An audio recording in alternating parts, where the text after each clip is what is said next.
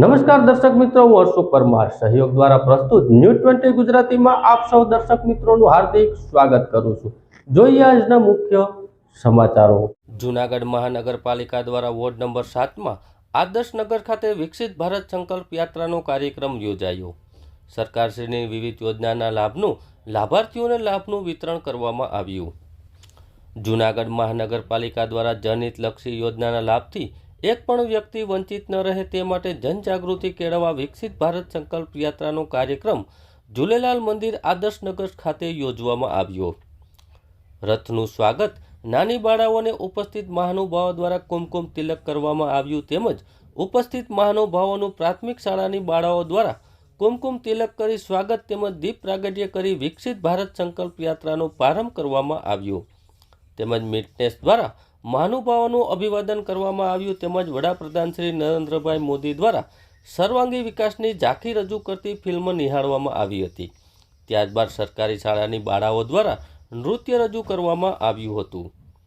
ત્યારબાદ ઉપસ્થિત મહાનુભાવો દ્વારા સરકારની યોજનાના સ્ટોલની મુલાકાત લેવામાં આવી હતી। આ તકે સ્થાયી સમિતિના ચેરમેન હરેશભાઈ પરસાણા, કોર્પોરેટર સરલાબેન સોઢા, સીમાબેન પીપલિયા તેમજ planning officer Bipinbhai Gamit, ward number પ્રમુખ શ્રી લખનભાઈ કોટેક, વોર્ડ નંબરના મંત્રી હિરલબેન કોરિયા, મીડિયા ઇન્ચાર્જ તુષારભાઈ કોરિયા તેમજ વોર્ડના મંત્રી શ્રી આરતીબેન ભરાડ, શહેર ભાજપ અગ્રણી કિશોરભાઈ સાવલિયા, મહિલા મોરચાના મહામંત્રી ભાવનાબેન વ્યાસ, સિંધી સમાજના પ્રમુખ કિશોરભાઈ, સિંધી સમાજના ઉપપ્રમુખ છલુભાઈ નંદવાણી, ભરતભાઈ મુરીલિયા તેમજ અધિકારીઓ, કર્મચારીઓ, શહેરીજનો બહોળી સંખ્યામાં ઉપસ્થિત રહ્યા હતા।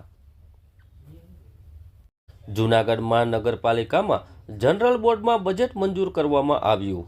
937 કરોડનું બજેટ રજૂ કરવામાં આવ્યું હતું જે સર્વસંમતિથી મંજૂર થયું હતું। આધુનિક સુવિધા સાથે ફાયર સ્ટેશન અને નવા ફાયર સ્ટેશન બનાવવામાં આવશે। ઓવરબ્રિજનું નિર્માણ કરી ટ્રાફિક લેસ બનાવવાથી સિટી ઈ બસ સુવિધામાં વધારો કરવામાં આવશે। હેલ્થ સેન્ટર ઊભા કરવામાં આવશે। ફેરિયાઓ માટે હોકર્સ ઝોન નિર્માણ થશે। ઝોનલ ઓફિસો અપગ્રેડ કરવામાં આવશે। નવી ગૌશાળા બનાવવામાં આયોજન કરવામાં આવશે અને શહેરને સીસીટીવી સીઝ કરવામાં આવશે। ભવનાથમાં મહાદેવની પ્રતિમા મૂકવામાં આવશે। મટન માર્કેટનું સ્થળ બદલાશે અને કવિ દાદ વાતલાણીનું નિર્માણ કરવામાં આવશે। 20 કરોડના હશે એનાથી વધારે કે જેને ટેન્ડર ભર નહીં ખાવે કરે હું હરીફાઈમાં સાહેબ 10-15% ડાઉન નાખે અને પછી એને પોહાતું ન હોય એટલે બાના કાઢે કે ભાઈ ભૂગર્ભ ગટરનું કામ બાકી છે, ટોરેન્ટોની પાઇપ, એટલે સાહેબ હવા લોકો જેને કામ નથી કર્યા ને ગામેથી સાહેબ તમને પણ સૂચના આપું છું કે એક લિસ્ટ બનાવીને નોટિસ આપો અને જેને કામ તાત્કાલિક ન કરવા હોય ને વરો 2 વર્ષથી જેને કામ નથી કર્યા એને બ્લેક લિસ્ટમાં મૂકી દો ગામેથી સાહેબ।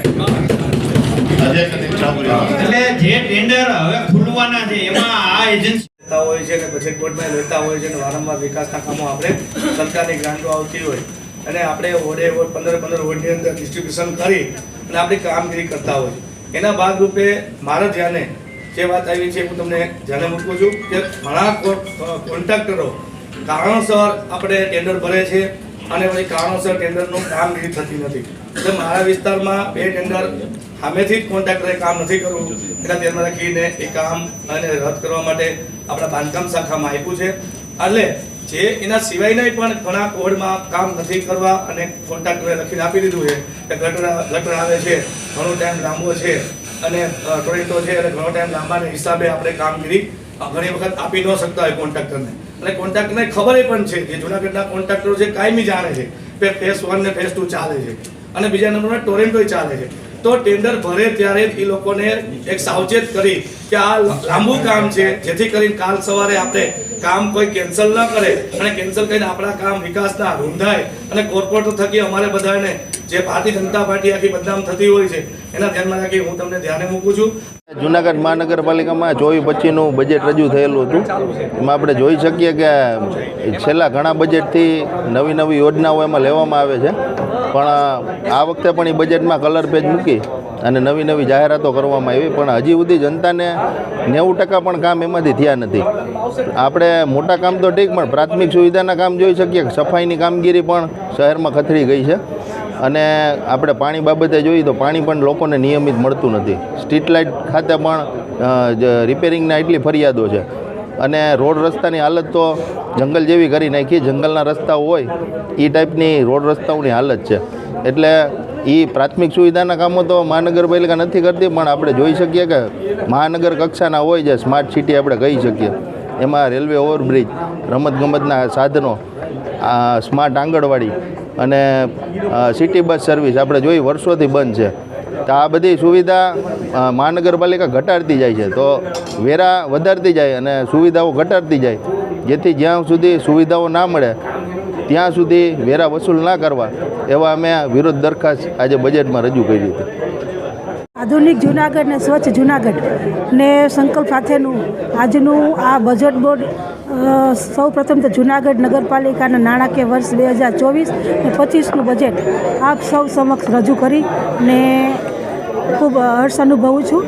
ને આજનું જ્યારે આ બજેટ બોર્ડ રજૂ કરવામાં આવ્યું છે ત્યારે કોઈ પણ જાતનો ટેક્સ કે કોઈ પણ જાતનો વધારો કરવામાં આવેલ નથી ને ગરીબો તેમજ દિવ્યાંગતો તેમજ સૈનિકોને ખૂબ ને ખૂબ સરસ નીવડે તેવું આજનું આ બજેટ રજૂ કરવામાં આવ્યું છે.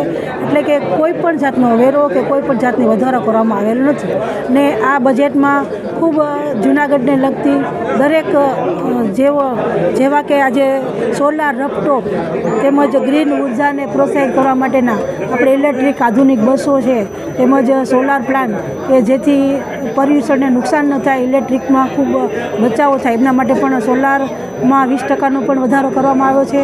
એવા અનેક યોજનાઓ સાથેનું આજનું આ બજેટ બોર્ડ રજૂ કરવામાં આવેલું છે. ખાસ કરીને વાત કરવામાં આવે તો વિરોધ પક્ષ એવું કહી રહ્યું છે કે જૂની જે બજેટમાં હોતો હતી એ જ રિપીટ કરવામાં આવી છે. શું ના, જૂનું કોઈ પણ કહેવાનું એટલું જ થાય છે કે વધારો અમે કોઈ પણ જાતનો કરેલો નથી. એક વધારો શેનો કરેલો છે કે જે લોકોના હાઉસ ટેક્સ છે કે જેમના 2 રૂમ હોય છે તો એમનો ઓછો હોય, જેમના 4 રૂમ હોય એમાં થોડોક અમે વધારો કરેલો છે. બાકી કોઈ જાતનો ક્યાંય વધારો કરેલ નથી બજેટમાં, અને જે હતું તે ગયા વર્ષનું બજેટ એને અથાવત રાખવામાં આવેલું છે. 24-25નું બજેટ જ્યારે સ્ટેન્ડિંગ કમિટીમાં મંજૂર કરવામાં આવ્યું હતું અને કમિશનરે એમાં 15 કરોડનો વધારો કરીને સ્ટેન્ડિંગના ચેરમેને દીધું હતું. આ ભારતીય જનતા પાર્ટીની મોદી ડબલ એન્જિનની સરકાર, મોદી સાહેબ અને ભૂપેન્દ્રભાઈ પટેલની, અને 1 પણ રૂપિયાનો અમે વધારો કર્યો નથી કોઈના પણ ટેક્સની અંદર. જે ટેક્સ છે એમને પણ ચાલુ રાખ્યા.